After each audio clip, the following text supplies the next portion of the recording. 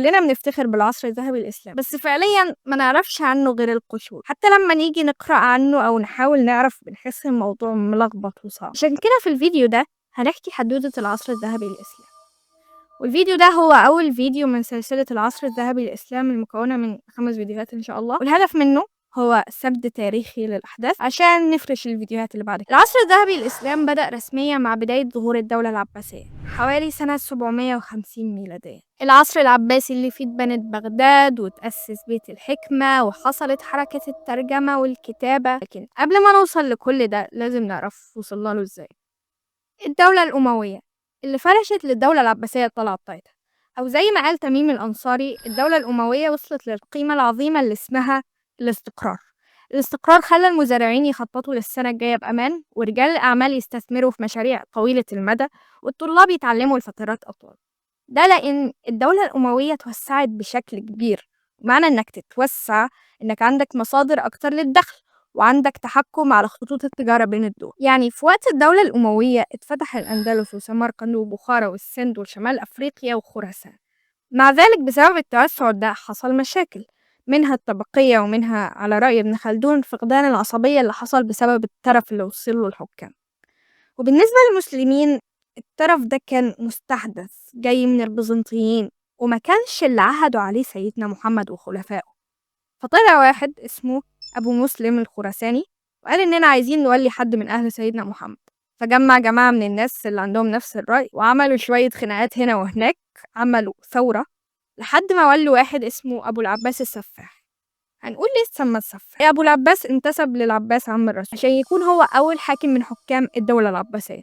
عدا إن الأندلس ما وافقتش على مبايعته وفضلت أموية، فطلع وخطب في الناس وقال: تبا تبا لبني أمية وبني مروان، أثروا العاجلة على الآجلة والدار الفانية على الدار الباقية، فركبوا الآثام وظلموا الأنام وارتكبوا المحارم وغشوا الجرائم وجاروا في سيرتهم في العباد وسنتهم في البلاد التي استلذوا تسربل الأوزار وتجلبب الآثار ومرحوا في أعنة المعاصي وركدوا في ميادين الغي إلى آخره. الخطبة طويلة. طبعا العباس أول حاجة عملها أمر بمقتل مروان بن الحكم اللي هو آخر خليفة أموي والملقب بمروان الحمار، واتقتل في معركة الذئب. بعد معركة الذئب السفاح كان عايز يخلص من الأمويين، فعمل الفيرجن الأولى من مذبحة القلعة. فأمر عبد الله عم السفاح ووالي الشام إن هو يجمع الأمويين، فجمع تقريبا 80 أمير أموي على الغداء يأكلهم على أساس الصلح، وبعد ما أكلوا قتلهم كلهم.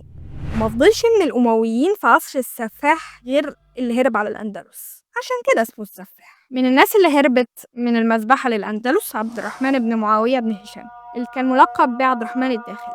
ساعتها غزا الأندلس وحكمها وفضل حكمه يتورث لسنين كتير، عشان كده قلنا إن الأندلس فضلت أموية. وبعد الحكم بأقل من 5 سنين مات السفاح، وانتقل الحكم وفق وصيته لأخوه أبو جعفر المنصور.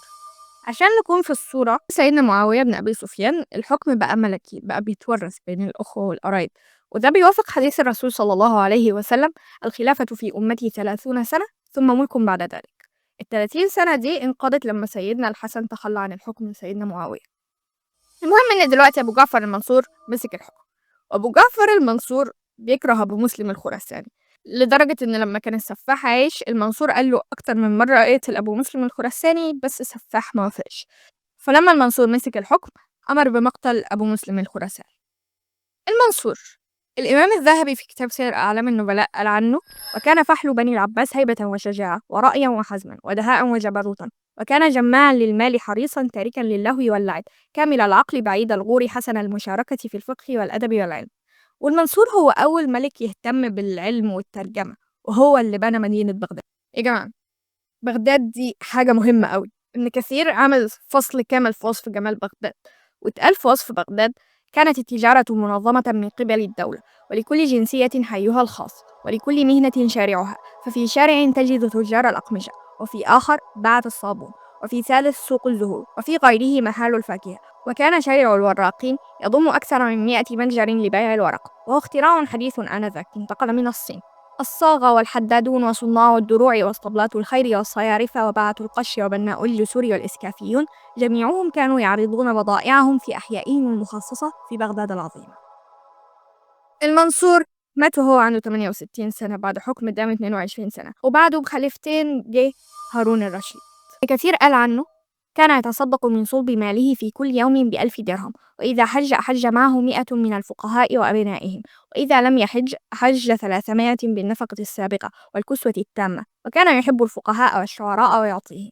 وهارون الرشيد هو اللي بدأ بيت الحكمة وشجع حركة الترجمة اللي هي أهم حاجة بتميز العصر الذهبي للإسلام.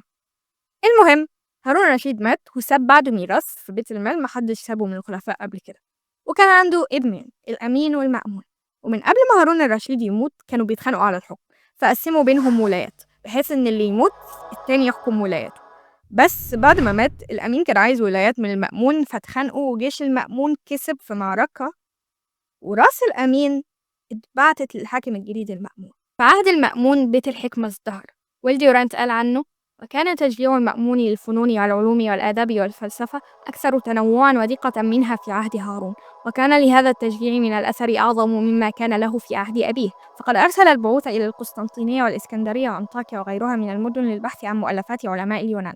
بعد المأمون ما مات مسك أخوه المعتصم باني مدينة سامراء، دي مدينة في العراق وجاية من كلمة سر من رأى. والمعتصم بدأ يعمل أذكى حاجة في العالم، بدأ يجند بعض المماليك والأتراك وأعدادهم كانت بالآلاف، وعشان يضمن ولائهم بدأ يديهم نفوذ وسلطة وأراضي. قبل كده في عهد المأمون بدأت تظهر فتنة اسمها فتنة خلق القرآن. المعتزلة طلعوا بيها، والمعتزلة دول ناس اتأثروا بالفلسفة اللي كانت موجودة ساعتها. المهم قالوا إن القرآن مخلوق. المأمون اقتنع بالكلام ده قوي، والمعتصم اللي بعده اقتنع بالكلام برضه، والواثق اللي بعده الموضوع فيه زاد قوي لدرجة إن الواثق عدم واحد اسمه أحمد بن نصر عشان رفض يقول إن القرآن مخلوق. بس بعدهم جه خليفة اسمه المتوكل بأمر الله أنهى الفتنة دي وعزل اللي كان بيحرض عليها. المتوكل ده بقى ما كانش عايز يولي ابنه المنتصر، وكان عايز يولي ابنه الأصغر. والمنتصر كان عارف إن باباه مش بيحبه، فراح المنتصر اتفق مع قادة من الأتراك يخلصوا على أبوه. زي ما قلنا الأتراك بدأوا يدخلوا في العرب شوية، فخلصوا على أبوه بالفعل، وأعلن المنتصر تاني يوم موت المتوكل، وتمت مبايعة المنتصر للحكم. المنتصر حكم 6 شهور وبعدين مات. دلوقتي الأتراك بدأوا يتوغلوا زيادة عن اللزوم، اللي خلى الحكام اللي ماسكين بقوا حكام ثوريين مش أكتر، والأتراك اللي بيكونوا الوزراء هم اللي ماسكين الحكم بشكل فعلي. رغم إن كان في حكام أقوياء زي المعتض بالله، لكن كان في فتن كتير زي فتنة القرامطة. الزنوج عملوا ثورة قعدت 15 سنة. سلطة ونفوذ الترك وتحكمهم بالحكام لدرجة إن الخليفة القاهر وهو الخليفة 19 في الدولة العباسية اتسجن واتفقع عينيه واترمى في الشارع يشحت. في الوقت ده في دولة بدأت تنشأ اسمها دولة بني بويه، حكامها 3 اخوات فرس شيعيين. لما جم على بغداد الحاكم فيها كان المستكفي بالله، فالمستكفي بالله فرح بيهم قوي وقدم لهم الهدايا، وسمى أحمد بن حسن بن بويه واحد من ال3 المعز، عشان كان عايز حد يخلصه من الترك. بس المعز لما جه عزل المستكفي وأهانه وفقع له عينيه واعتقله لحد ما مات، وعين بداله ابن طيل الله عشان يبقى أول خليفة سوري ملهوش كلمة في الدولة البويهية. المعز كان هو سبب انتشار الفتنة بين الشيعة والسنة، وهو اللي أمر إن الناس تحتفل باستشهاد الحسين في عاشوراء. المعز فضل يعمل مشاكل ووجوده أصلا فتنة لأنه شيعي. بعدين تعب، وقبل ما مات تاب ورجع لناس كتير فلوسها. بعدين مات. بعد موته ابنه حكم، بس جه عضد الدولة قتله ومسك الحكم بداله، وفي عصره رجعت بغداد تزدهر بعد ما دامت زمن طويل قوي في الفساد. عضد الدولة هو اللي عمل البريمارستان العضدي، مستشفى يعني، بس زمان كانت بالنسبة لهم المستشفى حاجة كبيرة قوي. بس الراجل مات، وبعد الدولة البويهية بدأت تنهار عشان يجي السلاجقة يخلصوا الدولة من حكم الدولة البويهية اللي دامت 113 سنة، ويرجعوا بالحكم السني من تاني. عشان نبقى واضحين، أغلب كلامنا هنا عن بغداد عشان هي العاصمة، بس الولايات الباقية كانت مش سالمة من المشاكل هي كمان. يعني مصر مسكتها الدولة الطولونية وانعزلت عن الدولة العباسية، وبعدها جت الدولة الفاطمية، والدولة الفاطمية كانت بتتعارك مع السلاجقة عشان سنيين، والشام دخلها الرومان وقت الحروب الصليبية الأولى، وهنا القدس اتاخدت، وكل ما حد يزهق يقوم يعمل دولة. بس هنعمل نفسنا من بنها عشان الفيديو يخلص. السلاجقة كانوا الترك، والترك كانوا معروفين بالقوة العسكرية، وما كانش ليهم ملك أو حاكم بيكنوا ليه الولاء، كانت القوة هي اللي بتحكم. وفي عهد السلاجقة ألب أرسلان الوزير السلجوقي بنى المدرسة النظامية، اللي هي جامعة اتبنت عشان تخلص من التعليم الشيعية. وكان فيه اهتمام بالعلم رغم تشتت وتفكك الولايات. بس السلاجقة ضعفوا وتشتتوا، وإحنا متفقين إن الحكام العباسيين لحد دلوقتي حكام سوريين. ف... فعاد المستعصم، والمستعصم ده كان راجل على مزاجه أوي يعني. المغول كانوا داخلين في الصورة، كان بينهم وبين العباسيين عدو مشترك وهو الإسماعيليين دول جماعة شيعية، واللي منهم الحشاشين لو تسمعوا عنهم. الإسماعيليين عملوا مشاكل مع كله. هولاكو حصر الإسماعيليين وبعت للمستعصم يرسل له جنود، بس المستعصم قال دول بينصبوا علينا، عايزين الرجالة تطلع من بغداد عشان يموتونا بسهولة، وما بعتش حد. فهولاكو قضى على الإسماعيليين، بس اتعصب قوي من المستعصم وطلب من المستعصم إنه يروح له أو يبعت له 3 من وزرائه. المستعصم ما راحش والتلاتة ما وافقوش يروحوا.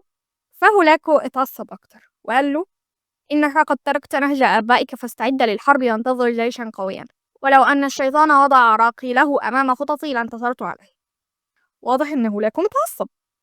بدأ هولاكو في خطته وراح سأل منجم اسمه حسام الدين يستشيره في غزو بغداد، فحاول يوقفه وقال له الحقيقة أن كل ملك تجازر حتى هذه اللحظة على قصد الخلافة والزحف على بغداد لم يبقى له عرش ولا حياة.